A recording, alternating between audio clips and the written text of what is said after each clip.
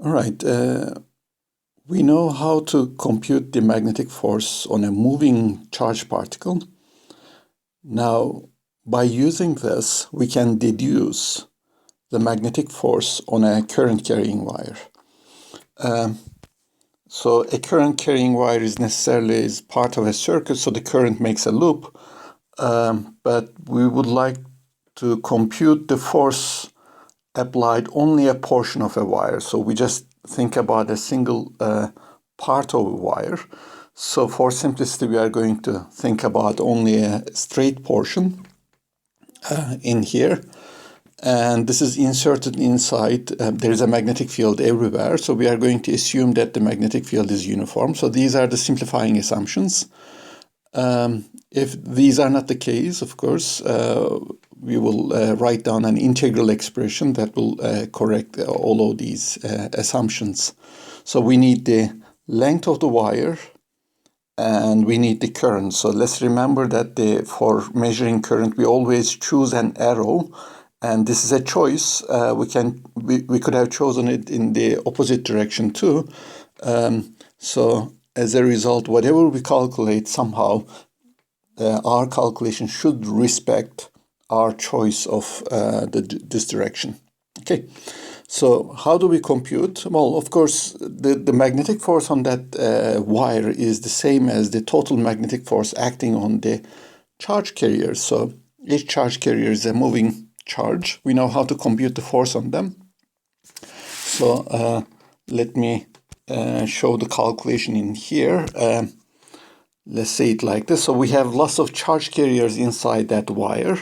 And so therefore the total force on the wire is equal to, I can think of it like this, is the number of charge carriers inside that portion multiplied with the force on each charge carrier. So little f is the force on a charge carrier, and capital N is the number of charge carriers inside that segment.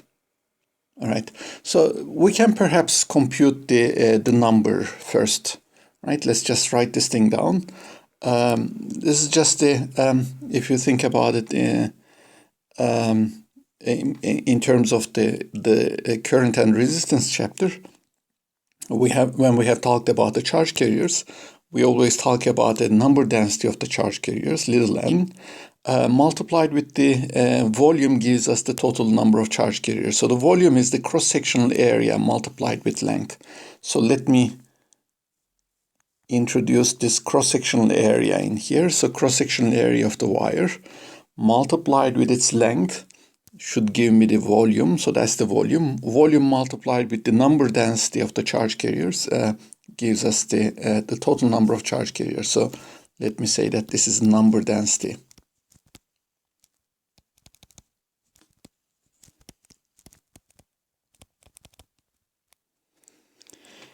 Then we need to compute the force on a single charge carrier. Of course, we know the expression for this. This is the charge multiplied with its velocity of the charge carriers cross with the magnetic field.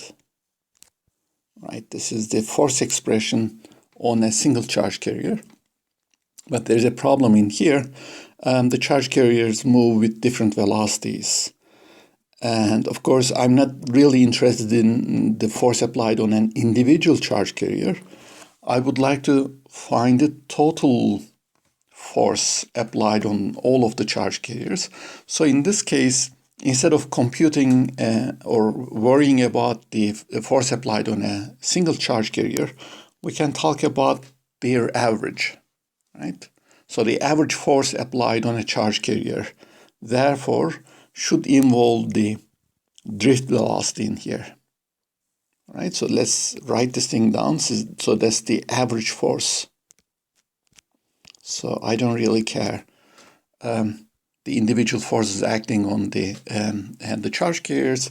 So if you remember the discussion, the charge carriers are actually moving very fast. They are moving with the speeds of about the 1% of the speed of light. But the drift velocities in here, their average velocities, they are like in millimeters per second or something like that. right? And then we need to multiply them, and obviously, of course, in that case, we get the number density times area times length times charge, the drift velocity cross with the magnetic field. There is this part of the expression in here which gives us the current density. Let me use this highlighter in here. The number density of the charge carriers multiplied with the charge of the charge carriers multiplied with the drift velocity. So that's the current density. So as a result, I can write this expression as like the area times length times the current density cross B. All right, let me erase this portion so that we don't get confused by this expression. All right. And then, of course, area multiplied with the current density gives us the current. So as a result, this is length times the current times the magnetic field.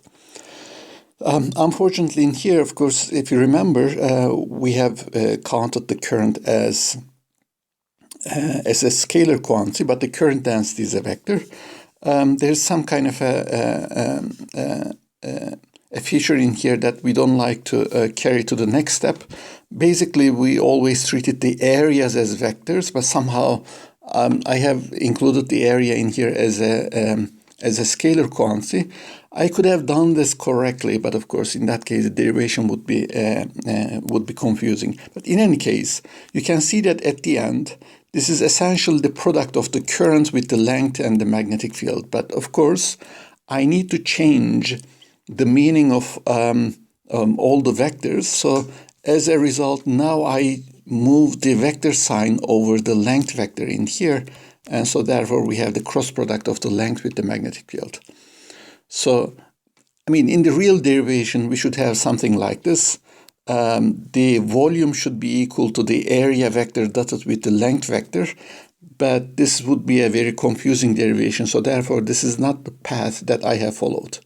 But this is the correct expression for the force acting on a current carrying wire. So let me explain it a little bit again. So what we do is this: we have a certain segment of wire. We measure its length by a vector. So let's say it like this: length of wire as a vector. All right. There's a current that has to be measured. And for measuring the current, of course, we have to choose a direction.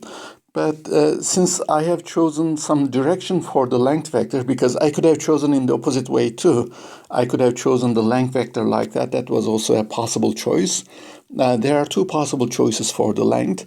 Once I have chosen this direction for the length vector, now I can express the current along that direction. So the current is along L. So I is the current along the direction that's shown by the length vector. So there is a choice involved in here, of course. We choose the direction for the length, so this is arbitrary. But after we choose that direction, we express the current along that direction. So that's the convention. The magnetic field is the magnetic field, of course. Right? And so therefore, the force is equal to current multiplied with length cross the magnetic field, right? That's the expression that we are going to use. So why do I insist on the fact that the current has to be a scalar and length should be treated as a vector? Because this is less confusing, actually, because you can think of, for example, wires like that, right? I mean, the wire may not be straight, but in that case, we know that this is carrying the same current, actually, right? The current has the same value everywhere on the wire. So this is meaningful. That statement is meaningful only if we treat the current as a scalar quantity. On the other hand, the length vector, well, that's not it's not a scalar. So at the end, of course, we are going to see that for this kind of a wire, inside uniform magnetic fields, we have to take the length vector as the one that starts from the beginning and ends up at the end. But this is a discussion at the very end. Okay, so that's the case for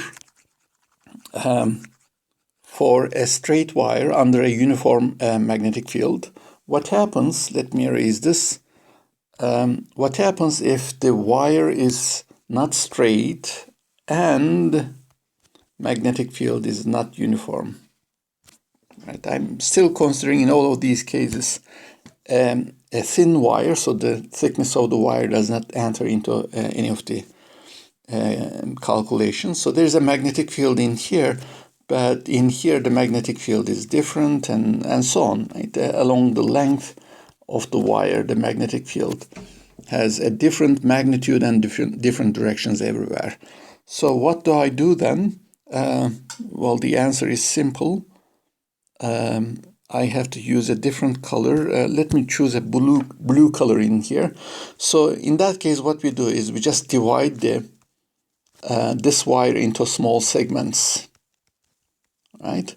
For each segment, we just we can think of it as a straight wire, and we can also assume that the magnetic field is uniform there. So as a result, we can use this formula for expressing the force that's acting on that portion of the wire. So as a result, for each individual portion in here, the force acting on and that individual portion is equal to I times dl cross b.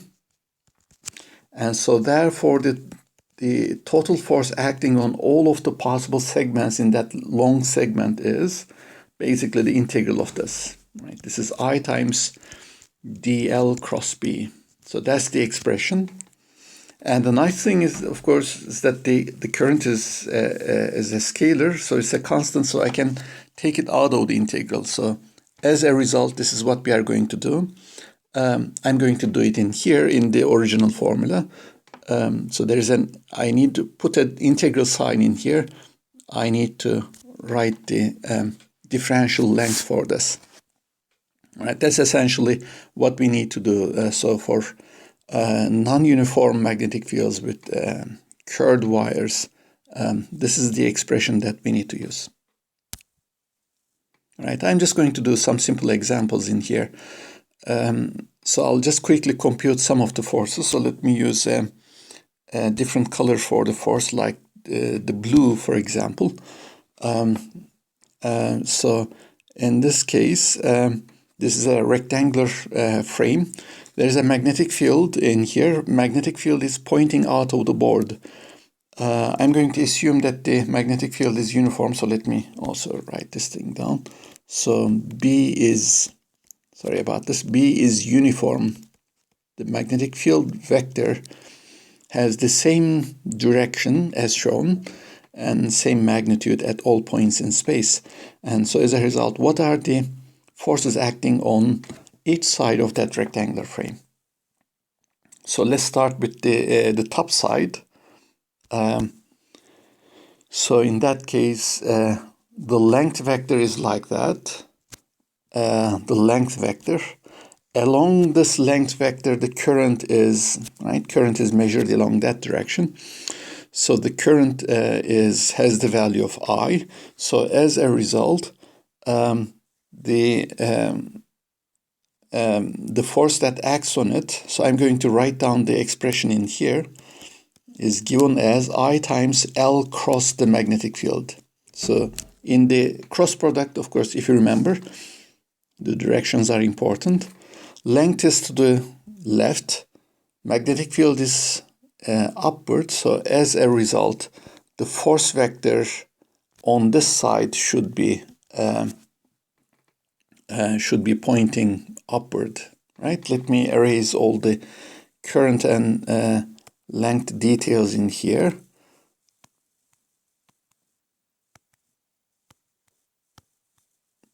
Sorry about this. All right. So in that case, the force acting on that side is pointing in the upward direction. So by using the right-hand rule, we can find that direction like that. So the length has a magnitude of B. The current is as like that. So therefore, the magnitude of that expression is equal to ILB times sine of 90 degrees. So let's just, at least in here, compute it like this. So length is equal to little b, magnetic field is B, and the sine is equal to 1. So the magnetic field is perpendicular to the length vector. So therefore, that force is equal to IBB. Okay, and then we can pass to the lower side in here. So in that case, the length vector is pointing to the right. And everything else in the calculation is the same. So it's just that the length vector has changed direction now. It is pointing from left to right now. In the upper part, the length vector was pointing from right to left, right? So if you just keep this in mind, the calculation is essentially the same. The force will be in the opposite direction with the same magnitude, because in the formula, we just have changed the sign of the length vector in here, right? Let's just keep this in mind. Let me erase everything I have written in here. So as a result, in that case, the force will be downward and would have a magnitude of IBB. Okay, so then let's quickly pass over the size in here. So on the right side, the length vector is upward. So we use the right-hand rule again. L cross B this time is going to be pointing towards right. So therefore, the force in here would be smaller because the side length is smaller in here. So force would be equal to IAB, and it's pointing towards right. And we can repeat the calculation for the left side. So in that case too, length vector changes direction. And so therefore the force changes direction, but everything else is the same. So you can see that in here, the opposite sides are pulled by forces in opposite directions, but with equal magnitudes. So that means if you just add up the forces vectorially, in that case, we are going to get 0. So in this situation, of course, the forces are all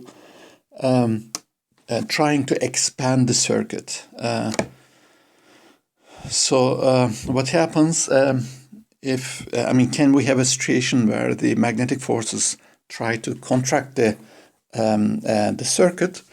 Well, that happens because if I change the direction of the magnetic field, for example, this magnetic field in here, or if I change the direction of the current, in that case, in the formula of the force expression, there's going to be a sign change on the right-hand side. And because of that, all of the forces are going to change direction. So let me quickly go over this. I'm just going to do only one side in here. So let's say the only thing different from in this problem is that the magnetic field is now pointing into the screen now. So let me go back to the previous screen momentarily. So the magnetic field was pointing out of the board, out of the screen. Current was counterclockwise in here, let's remember.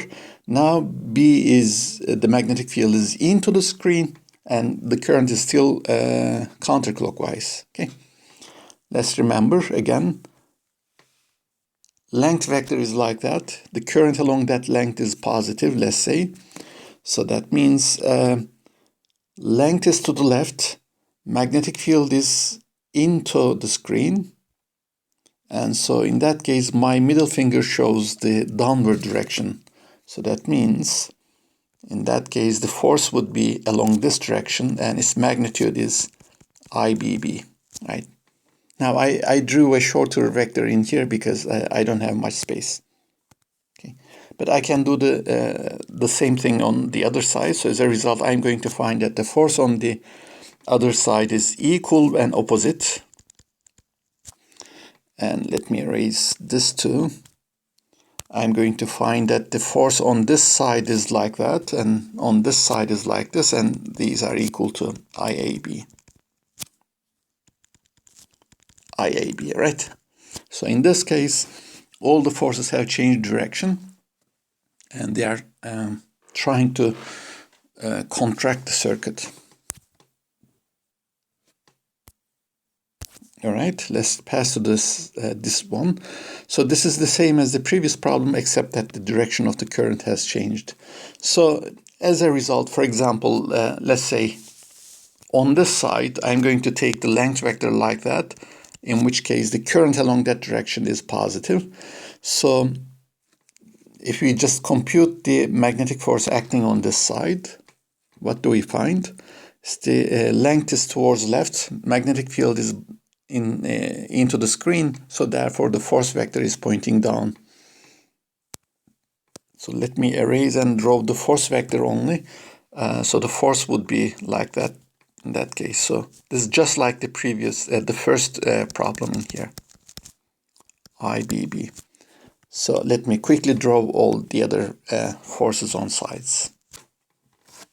Okay, so in all of these examples, the net force acting on the circuit is zero. So this is actually a general property of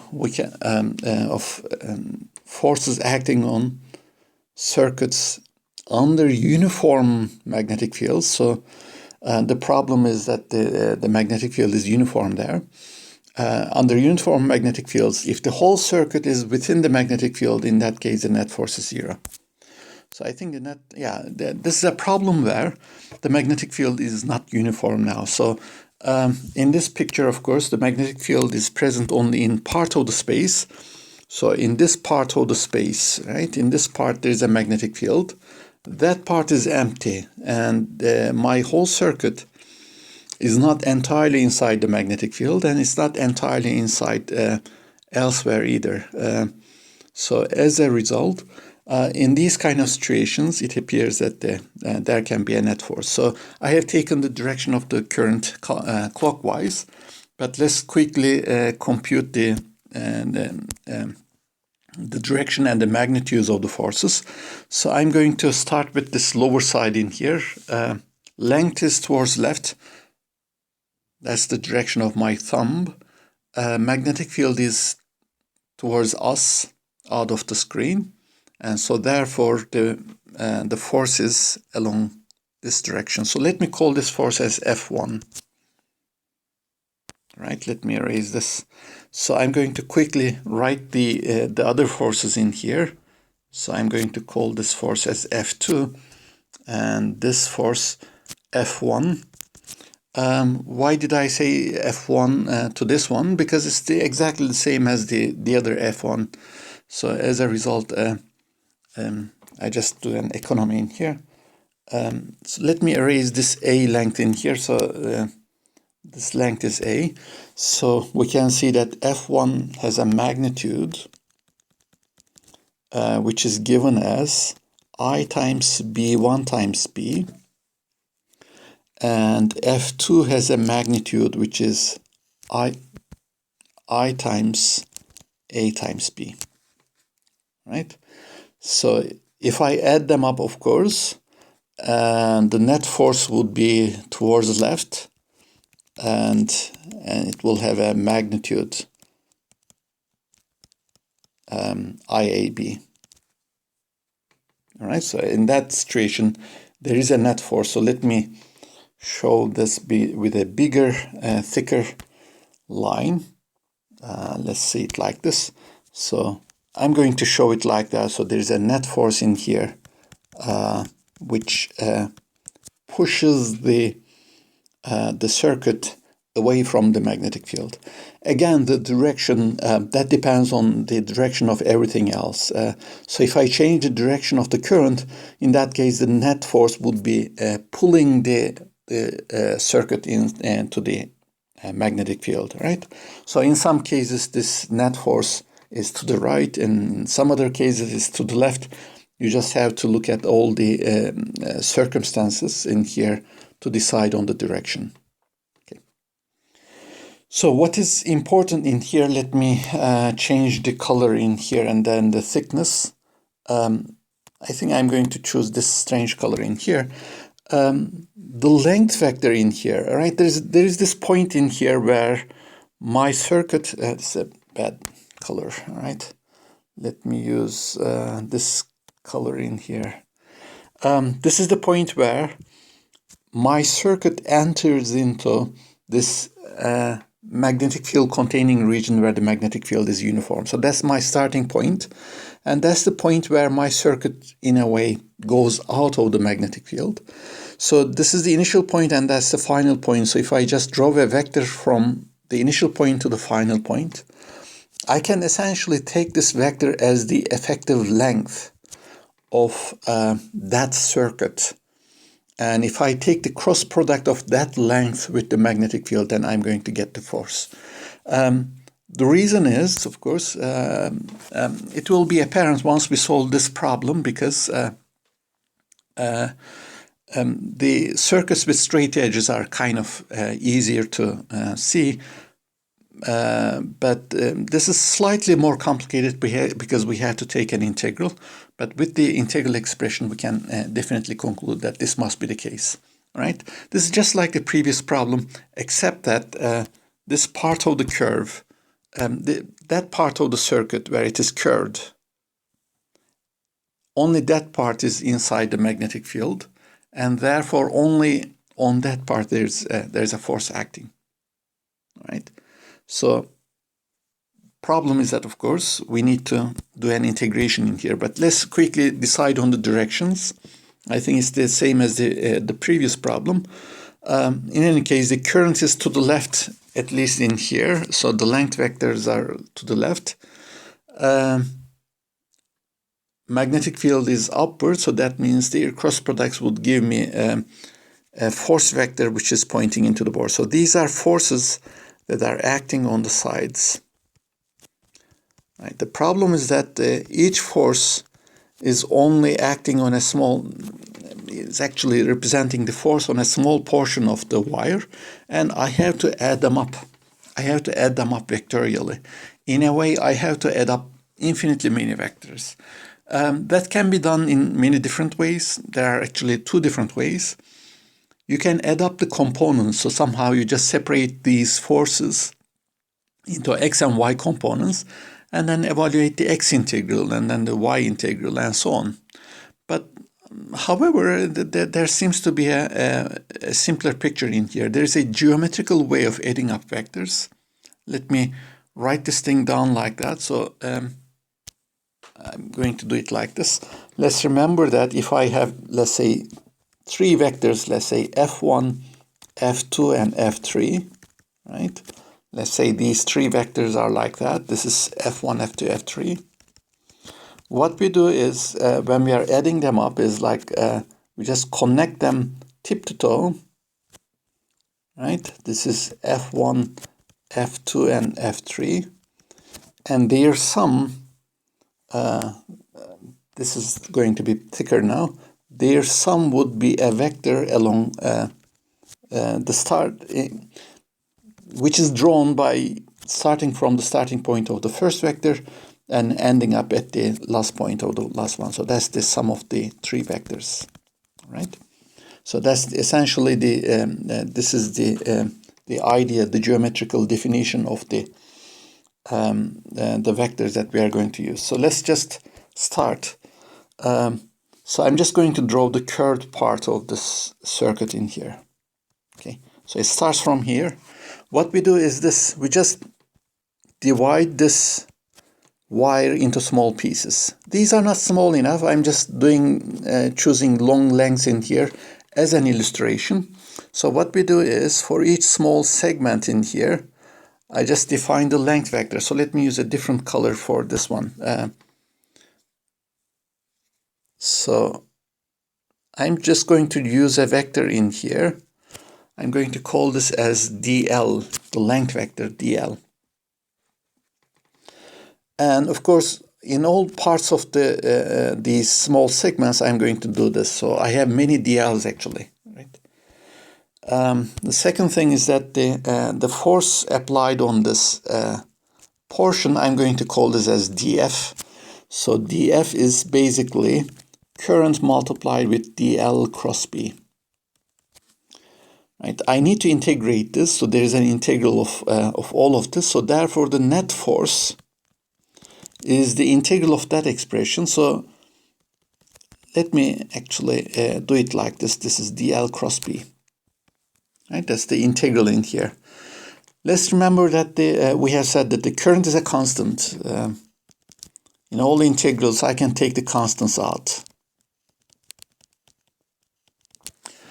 Another thing in here, the magnetic field appears inside the integral, but it's also a constant, right? As a vector, it's constant. It's multiplied with whatever is inside the integral, it's multiplied with this, but it's a constant multiply. So like a current, I can take it out. Well, the only complication in here is that this is a vector product. It's a cross product. So therefore, when I'm taking out, I need to look at the, I don't know, the order of vectors, for example. So as a result, I'm going to take it out, but I'm going to take it out in the rightward direction. So as a result, I'm going to use a huge parenthesis in here to show that this is all there is in the integral. And I multiply everything in here with the magnetic field. I'm taking the cross product, right? This is basically the distributivity of the cross product over addition. Essentially, it is this. Okay, so next thing, well, I'm actually adding up the force vectors, but to compute this, I have a shortcut. First, I can compute the sum of these dl vectors and multiply the resultant vector with the magnetic field. So let me call this as L tot or something like that. Right. So L tot is something like this. You have vectors in here. I'm going to use a yellow color. I think this is better. So you have a curve in here. So over curve, you have small segments. So for each segment, you just write down a vector, a small vector, right? This is infinitesimal. Each one is infinitesimal. So you just connect, well, you need to add up all of these vectors vectorially, right? You need to add up their vectors. You can compute their x components, y components, and so on, but that's not the path that we are going to follow. What we can do is we just connect them tip to toe. So that means if I draw the first vector first, so that's the first vector. And then second vector would start from the tip, but this is already the case, right? I mean, the picture itself is actually shows the case where all of these vectors are connected to tip to toe. So as a result, the total vector, let me use a red color now, is the vector drawn from the starting point of the first and ending up at the last point, the tip of the last. So this L tot in here, L tot that we have in the integral is the same as this thing, this geometrical vector that I draw. All right. So as a result, this then tells us that the net force can be computed by multiplying the current with the total length vector crossed with the magnetic field. All right, let's go back to the original picture. So we have, in that case, the length vector like that, right? This is the length vector in here. So therefore, this is a vector with magnitude A and in the upward direction, right? So the total force is therefore is equal to, it's the net force, is the current times this length crossed with the magnetic field. We can easily see the direction. So length is upward, magnetic field is towards us, so therefore the force should be to the right. So I'm going to show this with a thick line. So therefore the force F tot would be along that direction, and this magnitude is given by, this is just the magnitude, is given by IA times B, right? And the direction is to the right. All right, so let me quickly do this. So as a result, if whole circuit is inside uniform B, the keyword is the uniformity in here. So let me quickly show something like that. It doesn't matter what the circuit looks like. So as a result, let's just take a starting point in here. This is my starting point. I can do the same calculation in there. So I can choose dl vectors over the length of that curve and add them up. I'm not going to show all of them, but I know that the last one would be in here. So as a result, if I draw a L tot vector in here, basically the starting point and ending point of the L tot is going to be the same point, so therefore the L tot is equal to 0 in here. So because of that, therefore the net force that acts on that wire, current carrying wire, is the total length cross B, that quantity cross B, and so therefore this is going to be 0. So let me also, for completeness, show the direction of the current in here. So this then tells us that if the whole circuit is inside a uniform magnetic field, however arranged the circuit is, it might even have loops actually, so that's not going to change anything. So even with the loops, the net force acting on the circuit is 0. If the magnetic field is not uniform, that's not the case. All right. So that's another variation of the same problem. In that case too, this curve part is not circular, so the fact that it's circular is not going to change anything, or nothing will change in here. So in this case too, I'm going to start from that point and then draw a vector to the last point in here.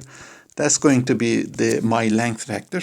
As long as the magnetic field is uniform, I can do this calculation. So in that case too, I'm going to have a force vector which is pointing towards right. So the net force would be towards right in here, and its magnitude is going to be given by the magnitude of this length in here, which is A, product with the current and the magnetic field, right? So to the right.